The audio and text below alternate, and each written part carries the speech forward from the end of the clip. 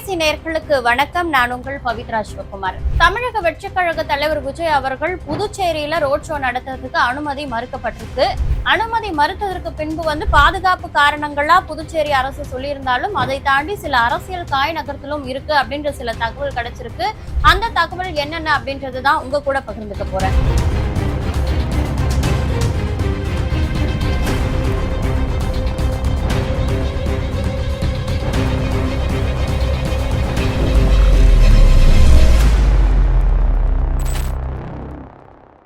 தமிழக வெற்றிக் கழக தலைவர் விஜய் அவர்களுக்கு தமிழகத்துல எப்படி ஒரு ரசிகர் கூட்டம் பெரிய பட்டாளமே இருக்காங்களோ, அந்த ரசிகர் கூட்டம் எப்படி தொண்டர்களா மாறி இருக்காங்களோ அதே போன்ற ஒரு சூழல் புதுச்சேரியிலும் இருக்கு.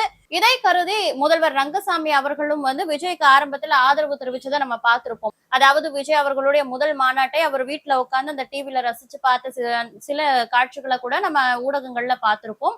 அதை தொடர்ந்து புதுச்சேரியில அந்த அரசாங்கத்திற்கே விஜய் மீது ஒரு ஆதரவு இருக்கு அப்படின்னு எல்லாரும் கருதிட்டு இருந்த நிலையில அதை பொய்யாக்கும் விதத்துல பாண்டிச்சேரியில ரோட் ஷோ நடத்துறதுக்கு அனுமதி மறுக்கப்பட்டிருக்கு. இதற்கு என்ன சொல்லியிருக்காங்க, தாவேக்க தரப்புல ஒரு மனு கொடுத்தாங்க. அந்த மனுல என்னென்ன கேட்டிருந்தாங்க, அதற்கு என்ன புதுச்சேரி அரசு மறுத்திருக்காங்க அப்படின்றத ஃபர்ஸ்ட் நம்ம பார்க்கணும். புதுச்சேரியில காலாப்பட்டுல இருந்து இந்த கன்னிக்கோவில் வரைக்கும் ரோட் ஷோ நடத்துறதுக்கு விஜய் தரப்புல இருந்து தமிழக வெற்றிக் கழக தரப்புல இருந்து முதல்ல மனு கொடுத்திருக்காங்க. புசி ஆனந்த் அவர்கள் பாண்டிச்சேரி அரசு கிட்ட அந்த ஐஜி கிட்ட கொடுத்திருக்காங்க. அதுல அந்த சோனாம்பாளையம் வாட்டர் டேங்க்ல விஜய் அவர்களுடைய பேச்சு, அதாவது எல்லா ரோட் ஷோலயும் அவர் பேசுற சில ஒரு 10 நிமிடம் பேசுவாரு. அது போல அந்த சோனாம்பாளையம் வாட்டர் டேங்க் கிட்ட அவர் பேசுறதுக்கான அனுமதியும் அதுல கேட்டிருக்கப்பட்டிருக்கு. அதற்கு அந்த காவல்துறை தரப்புல புதுச்சேரி காவல்துறை தரப்புல என்ன விளக்கம் கொடுத்திருக்காங்க அப்படின்னு பாத்தீங்கன்னா, தமிழகம் போன்ற புதுச்சேரி கிடையாது. அங்க விட இங்க இந்த புதுச்சேரி மாநிலம் ரொம்ப சிறிய மாநிலம். இங்க பெரிய பெரிய சாலை வசதிகள்லாம் இருக்காது. குறுகிய சாலைகள் இருக்கிறதுனால இங்க அதிக அளவிலான மக்கள் ரோட் ஷோல பங்கேற்பது சாத்தியமில்லாத ஒண்ணு.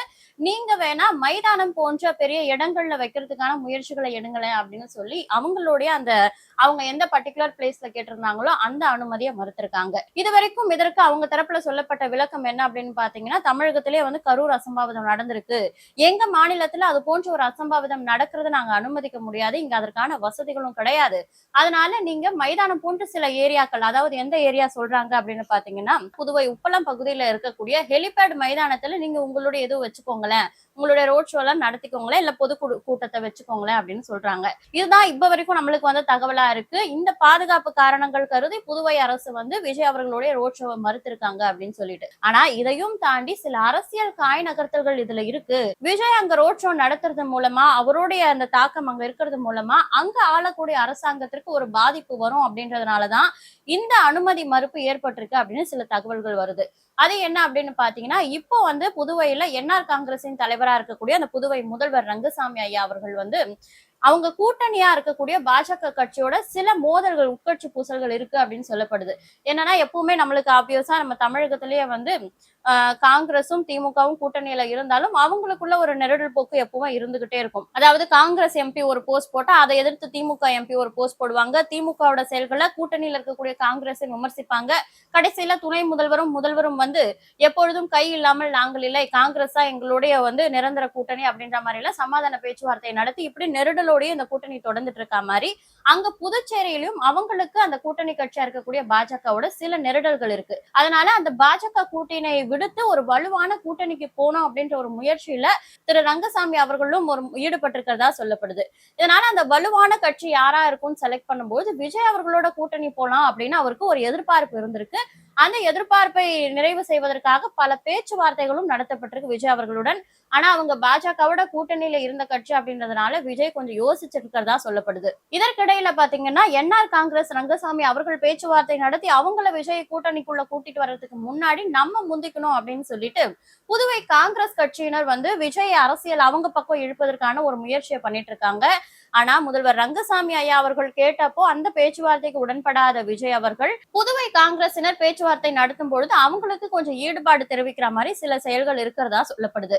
அதனால ரங்கசாமி ஐயாவுக்கு ரொம்பவே கடுப்பாகி, நாங்க பேச்சுவார்த்தை நடத்தி எங்களுக்கு உடன்படாம அவங்க பேச்சுவார்த்தைக்கு நீங்க செவி சாய்க்கிறீங்களா, நீங்க புதுச்சேரியில வந்து பண்றதை நாங்க அனுமதிக்க மாட்டோம் அப்படின்ற மாதிரி அதற்காகத்தான் இந்த அனுமதி மறுப்பு.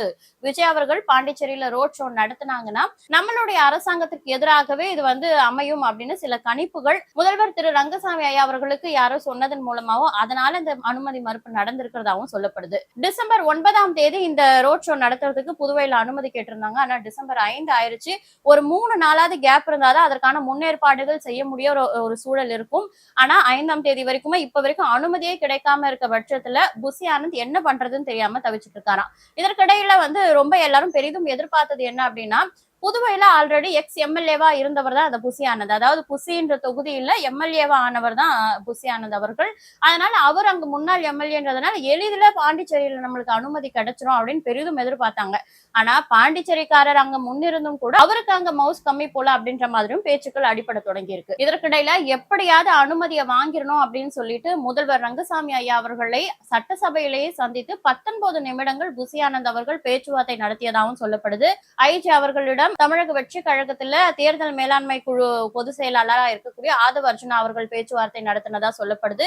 இப்படி மாறி மாறி புதுச்சேரி அதிகாரிகளையும் அரசாங்க தரப்பையும் தாவேக்கோவை சேர்ந்தவர்கள் ஆறுதல் படுத்தி அவங்களை கன்வின்ஸ் பண்ணிட்டு இருக்க சமயத்துல புதுச்சேரியில ரோட் ஷோ நடக்குமா நடக்காதா அப்படின்றது ஒரு கேள்விக்குறியா இருக்கு. ஒருவேளை புதுச்சேரியில அனுமதி கிடைத்தால், விஜயின் ரோட் ஷோவிற்கு அனுமதி கிடைத்தால் அது புதுச்சேரியில எது மாதிரியான ஒரு தாக்கத்தை ஏற்படுத்தும் அப்படின்றத கமெண்ட்ல சொல்லுங்க. இதே போன்ற எக்ஸ்க்ளூசிவ் தகவலோட அடுத்த வீடியோவில் சந்திக்கிறேன். அதுவரை உங்களிடமிருந்து விடைபெறுவது நான் உங்கள் பவித்ரா சிவகுமார்.